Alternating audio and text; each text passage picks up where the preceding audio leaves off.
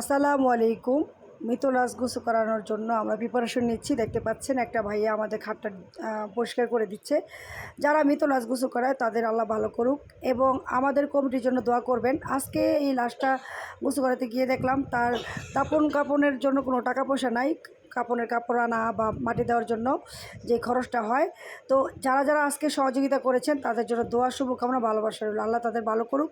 আর একটা কথা বলবো, আমাদের জন্য একটাই দোয়া করবেন, সেটা হচ্ছে আমরা যেন এভাবে এগিয়ে যেতে পারি ভালো কাজে। তো আমার সংগঠন সবসময় অসহায় মানুষের পাশে ছিল, আছে এবং থাকবে। তো সবার দোয়া চাই এবং আপনারাও যারা আপনাদের এলাকায় আছেন এভাবে কাপড় কমিটি তৈরি করবেন এবং তাদের দিয়ে কাজ করাবেন। তো ভালো কাজে অবশ্যই সবাই থাকবেন। মৃত ব্যক্তিদের জন্য আসলে কাজ করা এটা আল্লাহর তরফ ছাড়া সম্ভব না। আল্লাহ তাআলা আমাদের ভাগ্যে রেখেছে, এই জন্য আমরা ভালো কাজগুলো করতে পারি।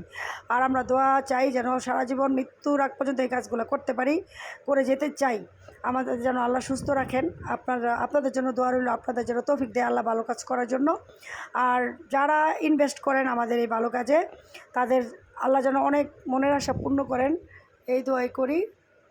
তো সবাই ভালো থাকবেন, সবাইকে ভালো রাখবেন, আমাদের জন্য দোয়া করবেন, আমরা আপনাদের জন্য দোয়া করি।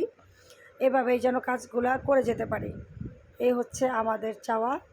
এই সাদা কাপড়ে একদিন আমাকেও মানে মুড়িয়ে দিবে, আমিও চলে যাব না ফেরার দেশে, যেখান থেকে আর ফেরা যাবে না। তো এইভাবে সবাইকেই যেতে হবে। তারপর আমাদের মনের মধ্যে ভয় কাজ করে না, আমরা দেখা গেছে লোভ লালসা কত কিছুই করি।